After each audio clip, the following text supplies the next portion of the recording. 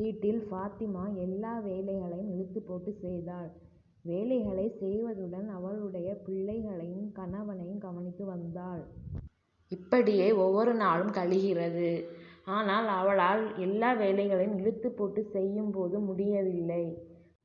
ஒரு நாள் ஃபாத்திமா வீட்டின் பின்புற தோட்டத்தில் வேலைகளை செய்து கொண்டிருக்கிறாள். அப்போது அவள் வயிறு வலியால் அவதிப்படுகிறாள். அப்படியே வந்து வீட்டில் நாற்காலியில் உட்கார்ந்து இருக்கிறாள். பாத்திரங்களோ கழுவாமல் அப்படியே கிடக்கின்றன. என்ன செய்வதென்றே தெரியாமல் அப்படியே உட்கார்ந்து தலையை குனிந்து கொண்டு இருக்கிறாள். அப்போது அவளுடைய தங்கையான சுமையா வீட்டிற்கு வருகிறாள். சுமையா ஃபாத்திமாவிடம் கேட்கிறாள், ஏன் சோர்ந்து கொண்டு இருக்கிறாய், என்ன ஆனது என்று கேட்கிறாள்.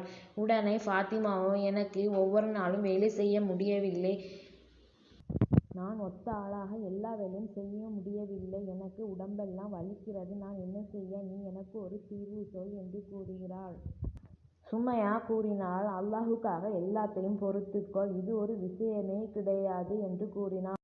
சுமையா ஃபாத்திமாவிடம் கூறினாள், அன்றைய காலகட்டங்களில் ஃபாத்திமா ரலியல்லாஹு அன்ஹா அவர்கள் படாத கஷ்டமாம் நாம் பட்டுவிட்டோம் என்று கூறினாள். அதாவது ஃபாத்திமா ரலியல்லாஹு அன்ஹா என்ன பண்ணாங்கன்னா, அவங்க ரொம்ப கஷ்டப்பட்டாங்களாம். அன்றைய காலகட்டங்களில் தண்ணீர் இறைத்தும் அவங்க திருகை அரைத்தும் அவங்க வாழ்க்கை கழித்து வந்தாங்களாம். இதனால் அவங்களுடைய கைகள் என்ன ஆயிட்டுனா புண்ணாகி நல்லா காய்த்து போய் இருந்ததாம். இதை பார்த்த ஃபாத்திமா ரலியல்லாஹு அன்ஹா அவங்களுடைய கணவர் என்ன பண்ணாங்கன்னா, ரசூலுல்லாஹி ஸல்லல்லாஹு அலைஹி வஸல்லம் அவர்களிடம் அடிமைகள் இருந்தாங்களாம். அதே போல் தனக்கும் ஒரு அடிமை வேண்டுமென எண்ணினாங்களாம்.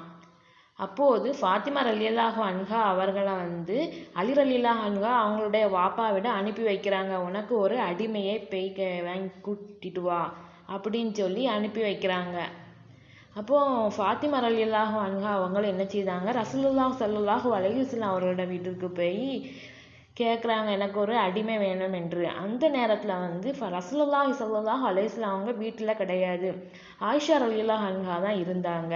அவங்கள்ட்ட விஷயத்தை சொல்லி, எனக்கு இப்படி கைகள்லாம் காய்த்து விட்டது, எனக்கு வேலை செய்ய முடியவில்லை, அதனால் எனக்கு ஒரு அடிமை வேண்டும் என கேட்டாங்களாம். இதை எங்கள் வாப்பா வந்தால் நீங்கள் அவங்கள்ட்ட சொல்லிவிடுங்க என்று சொல்லிட்டு ஆயிஷா ரலியல்லாஹு அன்ஹா அவங்கள்ட்ட சொல்லிட்டு வராங்க ஃபாத்திமா ரலியல்லாஹு அன்ஹா. அப்போது ஆயிஷா ரலியல்லாஹு என்ன பண்ணுறாங்கன்னா, ரசூலுல்லாஹ் வந்தோடனே அவங்கள்ட்ட விஷயத்தை சொல்கிறாங்க. உடனே ரசூலுல்லாஹ் என்ன பண்ணுறாங்க, ஃபாத்திமா ரலியல்லாஹு அன்ஹா அவங்க வீட்டுக்கு போய் சொல்கிறாங்க, உனக்கு அடிமையை விட நான் உனக்கு ஒரு சிறந்ததை நான் உனக்கு சொல்லட்டுமா, இதை நீ டெய்லி செஞ்சாலே போதும், உனக்கு